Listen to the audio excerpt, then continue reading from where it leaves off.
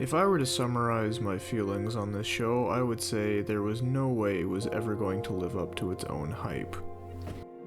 The first few episodes were well done, and there wasn't a lot of detail about what was going on, but it built up a level of mystery and intrigue, making you wonder every week what was going to happen next. Of course, it's that same logic that eventually made the show cave in on itself. WandaVision could have been really great. Instead, an overwhelming ocean of various reasons led to a general feeling of disappointment. The show basically ended without a third act, and wrapped up without anything being answered. To summarize why I think this is one of the worst Marvel shows, I'll list my reasons as follows. They built up for 3 entire episodes that Monica knew a high-level scientist that had a way for them to get inside the Hex. With so much unbelievable build-up, many thought this would be the first introduction to the MCU's Fantastic Four, or, at the very least, a cameo by one of the brainier Avengers. Who did it end up being? Nobody. A random no-name soldier we were meeting for the first time, and her high-tech way of getting inside the Hex? A NASA rover. If it was only mentioned in passing that Monica knew a scientist, then it would be fine, but they built it up for 3 entire episodes. What was the thought process behind this payoff? Jimmy Woo was a comedic side character in Ant-Man 2. He was always portrayed as that, and it was fine for the purposes of the Ant-Man movies. How'd you do it, Scott? Do what? The card trick? WandaVision brought him back and made him a more generic FBI agent with almost no individual personality. Also, he was only on screen for about 2 minutes. Also, I was genuinely confused to see him on screen again because more or less he was one of the lesser villains in Ant-Man 2. His entire goal in the Ant-Man movies was to bust Scott Lang for breaking house arrest. He was one of the principal antagonists in Scott's story. Why there's now a push for him to get his own spin-off is confusing to me because he's a side villain from the Ant-Man universe. Somebody online gave this show the alternate title of the Captain Marvel prequel, and I fully agree. All of Monica's plotlines completely took over the show's narrative. There even became a point in the middle where she sort of became the show's pseudo-main character. I don't know why 60% of a show called WandaVision is dedicated to setting up Captain Marvel 2, but this is what happened. Also, I'm not the first to gripe on this, but the way she got her powers was very forced and very lazy writing. This one is a pretty simple one, but don't tease that you're making the X-Men movies canon in the MCU when you're actually not. All they were really doing was trying to capitalize on X-Men fans and get more people to watch the show. When the Sony X-Men version of Quicksilver showed up in the MCU, everyone lost their minds, and rightfully so. It was finally implying that decades of X-Men movies were made canon within the MCU, or at the very least, they were setting up the multiverse. In the end, it turned out to just be a random guy making an on-the-nose cameo, so was it really worth it in the end to put him in the show? I don't think so.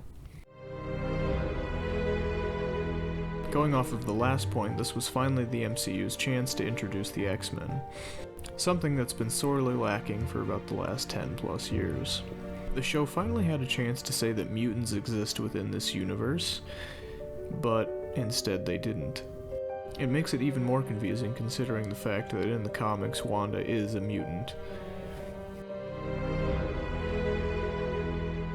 The entire show's narrative implied there was a large external force pushing Wanda to take over this entire town of Westview.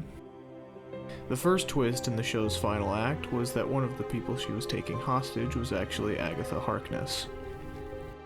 This making way for the second twist. There's no villain.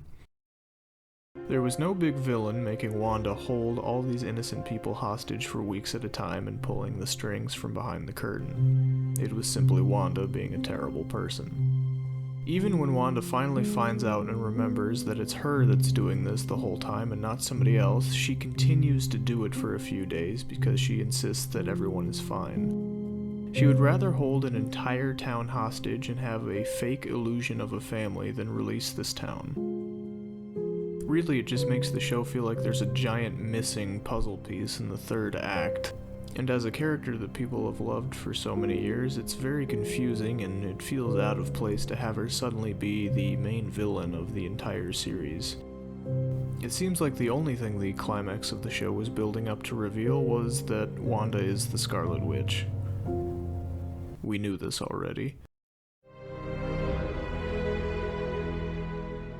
Also, this is just a side point, but the entire storyline is loosely adapted from the X-Men graphic novel House of M. It seems confusing to me to adapt an X-Men graphic novel into a universe where there's no such thing as the X-Men. The creators of the show have stated that there will not be a season 2, yet in that case, why did Vision fly off into the distance, leaving a cliffhanger for a possible season 2? Kevin Feige himself said that if you wanted Doctor Strange 2 to make any sense, you would have to watch the entirety of WandaVision. This leading many sane individuals like myself to assume that Doctor Strange would show up in the climax. If not, at the very least to make a cameo. You can imagine how insanely frustrating it is to express in words when I woke up at 5 a.m. to avoid spoilers as I watched the last episode of WandaVision to see that there was no cameo. The entire last episodes felt like it was setting up reveals to a big Doctor Strange fight that actually never happened. Every single scene, one after the other, seemed like it was setting up a big Doctor Strange moment, which then didn't happen. At the end of the final episode, Wanda even says she's going off to learn how to master her magic. Would this be the opportunity for a Doctor Strange cameo?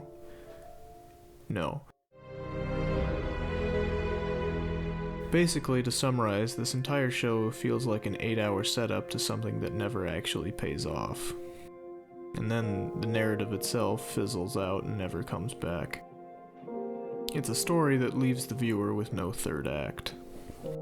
It's easy to see how something can be frustrating when a show is marketed as having all these payoffs, we're told they're going to happen, and then 2/3 of the way through they don't.